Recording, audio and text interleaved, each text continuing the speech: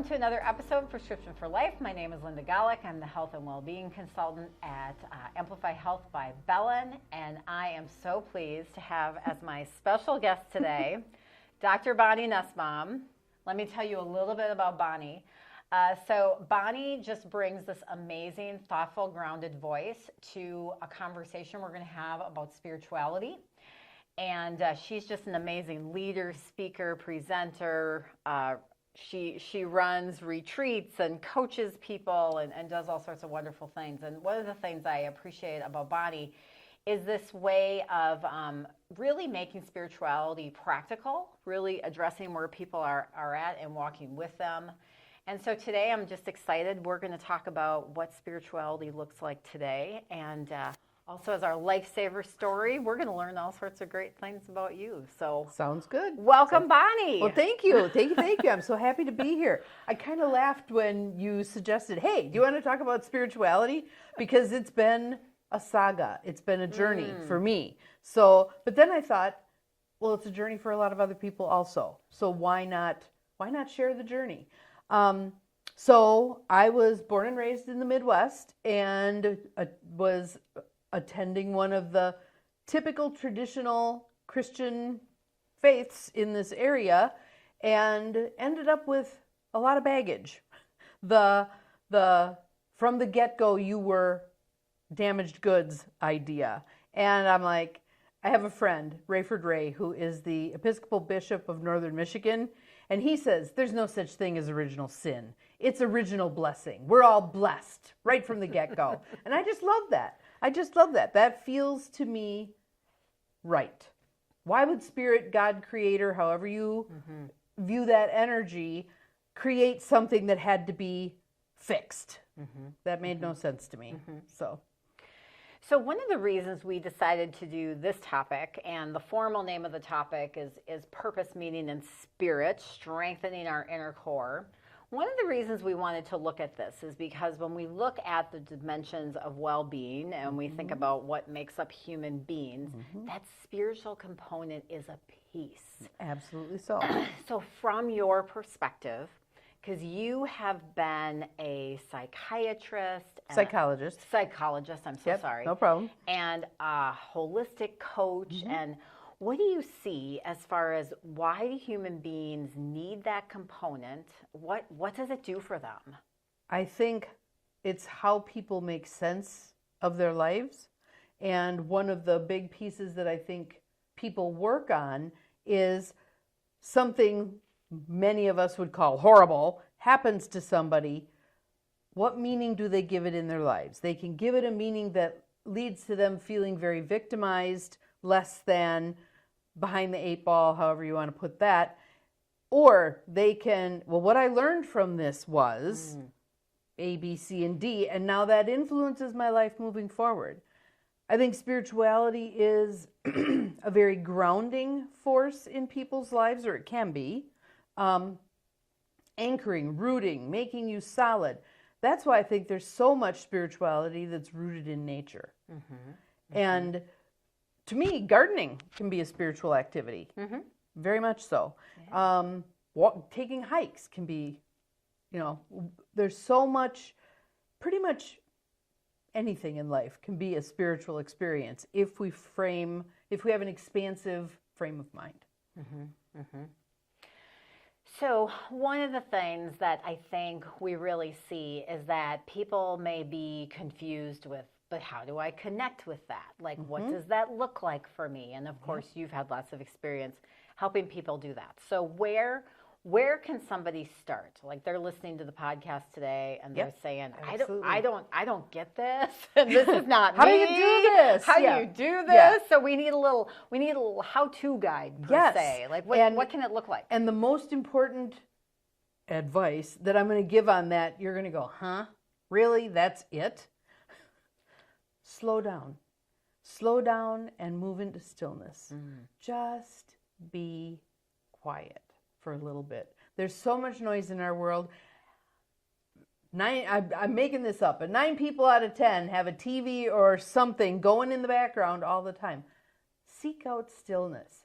It might be driving to an empty parking lot and just sitting in the quiet. Radio's off, just stillness. Slow down to the pace of your soul. I like that. Slow down to the pace of your soul. Then listen and ask some questions. And don't be surprised if what you get to begin with is crickets. Okay, I am not getting anything here. Now what? Keep asking.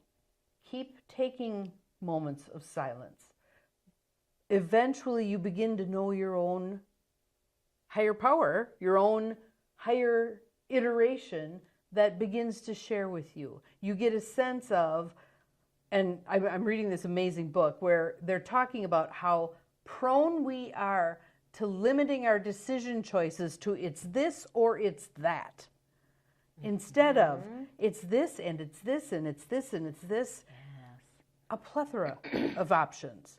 And the expansiveness of things can get really uncomfortable for people. If they want to know, if they want to, what Tony Robbins calls, have certainty, they're going to be real uncomfortable with a lot of this process, even just being in the quiet, being in the stillness. My vote would be tolerate that discomfort. When you're in the middle of your comfort zone, nothing's changing. You're not growing, nothing's happening. When you're willing to get out into the weeds where it's uncomfortable, that's where change can occur. Love that. Love that. I think that's one of the first things I learned from you, because I've been following your work for years. I think that's one of the first things I learned from you. Nothing happens when we're comfortable. Nope. When we're sitting. Nope. Everything's good. Fuzzy slippers. Nothing. Pina colada. Nothing. Nothing good is happening. When we are forced, when we give the opportunity to grow, to expand, to say, "Ooh, this feels a little different. What is this?" Yeah. Another one of your phrases I love. It's not happening to you. It's happening for you. Tell our audience more about that one. That's such a good one. Everything that unfolds in our life has gifts to give us. Even the things that are the most heinous, they have gifts to give us if we're willing to look for them. I remember a Nelson Mandela story that was just amazing, where he was at a restaurant with a bunch of people after he had become president, and there was a man sitting by himself over at a table. He invited that man to come and eat with him, and the man was nervous and anxious and shaking through the whole meal. After he walked away, after the meal was done and that man walked away and Mandela gathered with his people, someone said, "He was really nervous. He must be uncomfortable being in your presence." And he goes, "Yes, but it's not for the reason you think. This man was the warden at the prison where I was imprisoned all those years and did some very abusive things to me, very degrading things, etc. And basically this was him, Mandela, being able to show him, I harbor no ill will." That's spirituality. That's spirituality. When you have someone who has really done you wrong, and you can move through that and allow that to be part of your history, but it doesn't bring you down. That you are stronger than the things that happen to you, for you. Love that. For you. Love that. Yeah. One of the other reasons I think that this topic is so important is that, we live in a time where people are looking for some type of resilience. There's a lot going on. There's a lot happening. Chaotic. There's a lot of stress in people's lives for a number of different reasons. And people want to be resilient, right? Yes. So how does the idea of spirituality and connecting to spirituality in whatever form, and we've talked about that, right? It can be spirit, it can be God, it can be Mother Nature, it can be all these things. How does that impact? How does that impact resilience, do you think? One of the things that I think is a key piece of spirituality is that sense that there's more. There's more than we can take in with our five senses. And we were laughing before the camera went on in terms of we have made God in our image, not us in God's image. But, he's the white guy with the long beard sitting on the cloud, sitting in judgment of us. I don't do that one. That one doesn't work for me. When I feel like there's this intelligent, organizing force out there that there's so much more than we can possibly understand. Sometimes it's even just fun to ask the question when something untoward happens, I wonder what I'm supposed to get out of this one. What am I meant to learn here? But even asking that question, what am I meant to learn here, implies there's something you're meant to learn there. It's not just this cruddy thing happening to you, but there's value in you taking something away from that circumstance, even if it was horrendous, that then serves you moving forward. Even if it's just, it's not how I'm going to treat people. Yeah. Right. In all of your years with dealing with human beings, right? A lot of years dealing with human beings. What are the things that you wish people would take away? What do you wish were the things that people would carry with them, tattoo on their arms, whatever it happens to be? Like, what would you give to every human being as some messages and some knowledge? That every single human being, every single animal, every single aspect of creation is just that, a divine creation, and has value, and not in that extractive way, how can I use this thing, but in a spiritual, heart and soul felt way of, I have value simply because I exist. Has nothing to do with what I do. We're human beings, not human doings. And we've gotten so wound around, I'm going Mach 3 with my hair on fire, and it's all about what I do. And if I get to the end of the day and I don't have the whole laundry list checked off, somehow I've failed. If you can come from the perspective of, I have value just because I exist. Beautiful. If you take with you the idea that nobody else can tell you how to do your spirituality, you do you. And how you do it may be very unique and different. Fabulous. That's lovely. It doesn't have to be cookie cutter. And when someone tries to tell you, here's how spirituality is and it's got to fit in this box, run, don't walk to the nearest exit. That's not your gig. That's their belief. More power to them. They can live to that. But one size does not fit all when it comes to spirituality at all. I love this idea of just having value just because you are human that is sitting on this planet. You have value. And that is something I wish we could package up and put in people's pockets so they could carry it. Because I see so much with people, and I'm sure you've seen this too, people just feeling not the worthiness. Right. And then they don't set good boundaries. And then they end up with more cruddy things happening to them. And it becomes this vicious cycle. And knowing that you have worth is not the same thing as taking an ego trip. Knowing that you have worth is a very quiet, centered, solid thing. And it serves you well, and it serves everybody around you well. I love that you brought up the word boundaries, because that's one of my favorite words. So we might as well talk about that. All right. Yes. Let's talk about boundaries, because I think that people still carry. I think we're getting better, to be honest. I think I see a little bit more of people going, nope, all right, yep, drawing the line there. But people still carry this guilt when they cannot be all things, do all things. When they say no. The influence of trying to be the best, the brightest, the hardest working, the biggest house on the street. Loved. Yes, all of those things. So what's your advice to help people in that realm? And I see this especially with women, and especially with women of a certain age. We were taught to be nice. And we're in the Midwest. We were taught to be Midwest nice. So true. Yes. If you're in the South, you say, bless your heart. Up here, you make Jell-O salad. So. Yes. And bring cheese curds. Yes. Yeah. So what I would say is, when you take good care of yourself, when you respect yourself enough to say, no to some things. No is a complete sentence.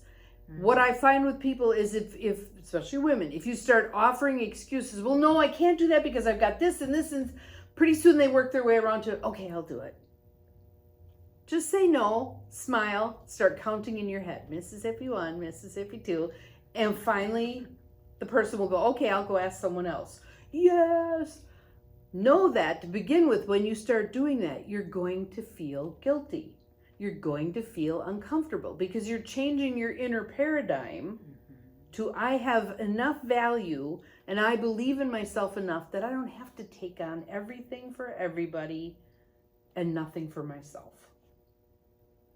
Yeah. Mm-hmm. And I heard something one time where saying no to one thing is saying yes to something else. Yes. So, sometimes we have to say no because that frees us up to do the thing that's right. For us, the thing that speaks to us. Even if that's not on the radar screen. And that's a huge thing that I see with a lot of people. They'd rather go with the no that is the bird in the hand than the yes to this other thing, which I can't see yet. I kind of feel that it's there. We, kind of when it says nature abhors a vacuum, humans abhor a vacuum. If we say no to something and now we have open space, we jam it full of stuff because we're not comfortable tolerating that open space. I have a friend, Lynn Schuster, who says, I wonder what's going to come in now. What's going to fill this space? And the willingness to hold it open until what's meant to be there flows in.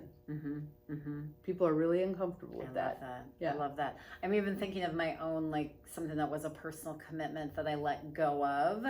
And I didn't know why. I just knew it wasn't for me anymore. It was something that I just didn't feel in the right place about it. And I let it go. Yes. Not knowing, well, okay, here's this chunk of time I'm giving up, not knowing what would come in, and that's okay.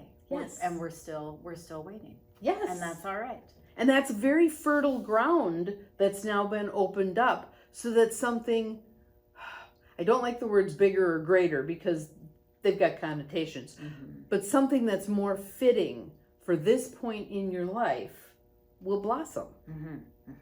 Love that. Yeah. Love that. Sometimes we got to clear out the landscaping a little bit. Yes, and leave things fallow for a little bit.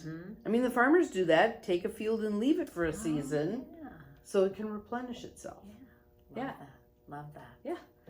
One final question I'm thinking of, and then if there's other things you want to talk about too, we can go in that direction. One final thing I'm thinking, instinct, the instinct. So to me, part of spirituality is also instinct of what connects to me, what speaks to me. What would be your advice on that to help people kind of tune into that? The word that comes to me is embodiment. We have to embody this stuff. And there are people who, their spirituality is kind of from the neck up. And they're not really feeling into, so if there's a bunch of options in front of them and they were to quiet themselves and go within and just feel into each of them. There's subtle energetic differences between those things. This is the one I ought to do. This is the one I should do. This one's singing to me. There we go. We go. And again, I think it takes practice, like anything else, tying shoes, riding a bike, learning to drive.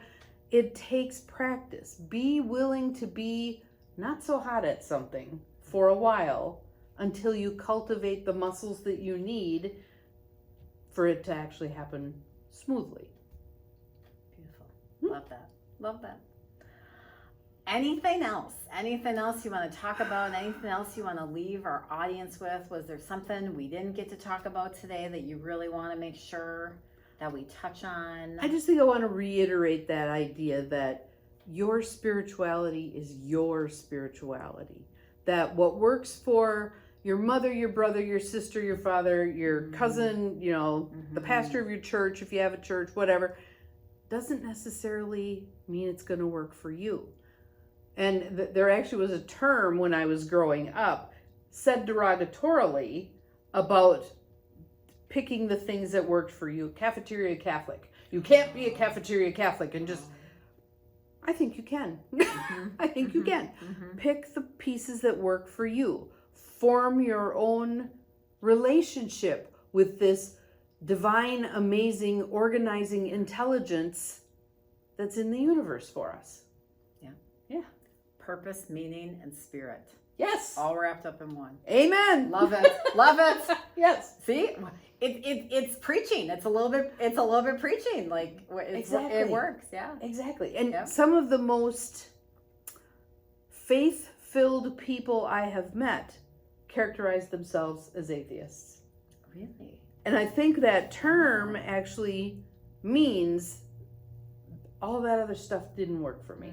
It just didn't work for me. But I have a connection. I feel that connection. Awesome. Yeah. Bonnie, such a pleasure. I love spending time with you. Like, we have fun. We could do this for hours. We fun. Really could. We have a good time. But just so delighted that you took the time today to share some nuggets with our audience. Just really appreciate you. If people want to follow your work, because you do coaching and you do have some stuff on social media, where can they look? Where can they find me? Where can they find you? I'm on most social media platforms. I go live every morning at 6:15, roughly. Beautiful way to start the day. Yeah, it's called Your Early Morning Intuitive Guidance. I'm on Facebook. I'm on, and that's Dr. Bonnie Nussbaum Empowerment Coaching. I'm on LinkedIn. I'm on YouTube.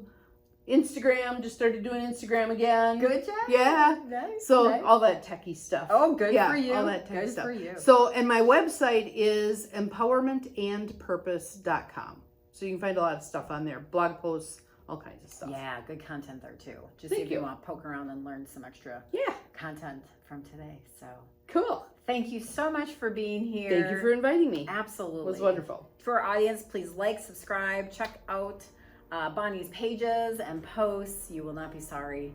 And please have a great day, and we hope we see you next time. Sounds good.